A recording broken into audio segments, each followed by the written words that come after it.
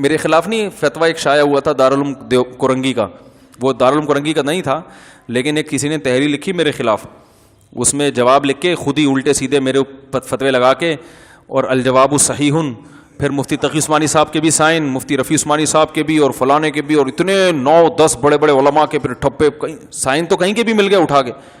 تو جب وہ آیا نا تو مجھے ہنسی آ گئی. تو میں نے کہا کیوں؟ میں نے کہا یار اتنے بڑے بڑے علماء مجھے اتنی لفٹ کرائیں، یہ ہو نہیں سکتا.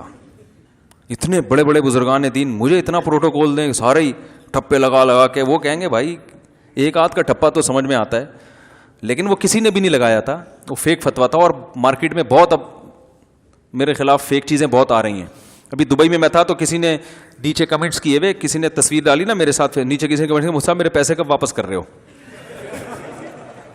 اب دیکھو شرارتی لوگوں کو دیکھو، چکر میں ڈال دیا نا. اب کتنے لوگ ہوں گے بولیں گے یار یہ شاید پیسے کھا کے بیٹھے ہوئے ہیں. اب وہ یہ نہیں کہہ رہا مفتی صاحب نے پیسے کھائے ہیں، مفتی صاحب میرے پیسے واپس کب کر رہے ہو.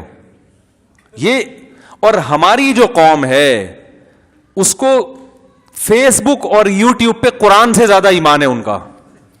کچھ بھی بنا کے پھینک دو نا مارکیٹ میں، کسی کو ذلیل کرنا ہو، کسی کو آسمان کی بلندیوں پہ عزت دے کے پہنچانا ہو، سب کچھ فیس بک اور یوٹیوب پہ.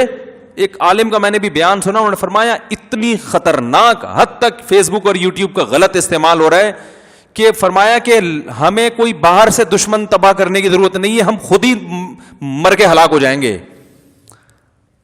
فلاں نے ایسا کیا تھا، فلاں نے یوں کیا تھا. ایک تحریر دریافت ہوئی ہے 100 سال پرانی غار سے، اس میں یہ لکھا ہوا ہے کہ وہ فلانے کا ایجنٹ ہے، اس میں یہ لکھا ہوا وہ فلانے کا ایجنٹ ہے. ایک دفعہ کا ذکر ہے، انہوں نے ونس اپون اے ٹائم انہوں نے میرے سامنے خود کہا تھا، وہ فیس بک پہ پھر اس کو لوگ شیئر کرتے ہیں. اچھا وہ جو ہے نا اس طرح کی چیز، ایک ہمارے چاہنے والوں نے مجھے وہ بھیجا میرے خلاف نا، مرکا مصعب یہ کیا ہے، واٹ از دس.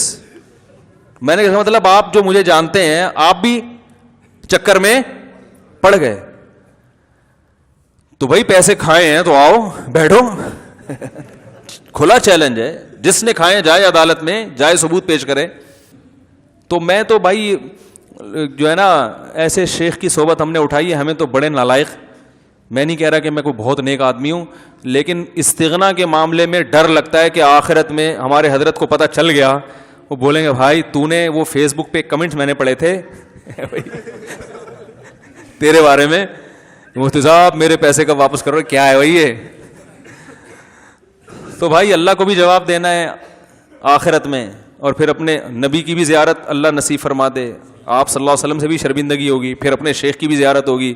تو یہ 3 شرمندگیوں سے ہم افورڈ نہیں کر سکتے، ٹھیک ہے نا. اس لیے اللہ کا شکر ہے کسی کے پیسے نہ کھائے ہیں اور نہ کھانے کا ارادہ ہے. تو میرے تو جو ڈائری ہے نا گھر میں، اس میں 1.01 بھی لکھا ہوتا ہے، اتنے 0.01 پیسے میں نے فلاں کے دینے ہیں. پورا ایک چیز ایسا حساب ہوتا ہے میرے گھر میں.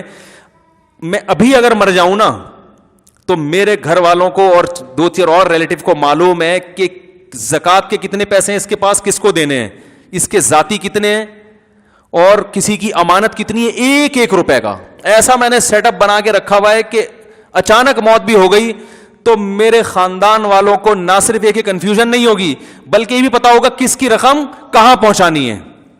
الحمدللہ ایک گھر کی چیز کے بارے میں پتا ہے سب کو. میں مر گیا تو یہ گھر میں فریج کس کا ہے، اس کی وراثت جاری ہوگی کہ نہیں ہوگی، یہ فرنیچر کس کا ہے. بعض دفعہ کچھ گفٹ میں ملی ہوتی ہے نا، تو آپ مر جاتے ہیں پتہ ہی نہیں ہوتا یہ اس میں وراثت جاری ہوگی کہ نہیں ہوگی. ایک چیز کے بارے میں، اور ہر وقت ہر تھوڑے دن میں اس کو اپڈیٹ کرتا رہتا ہوں میں.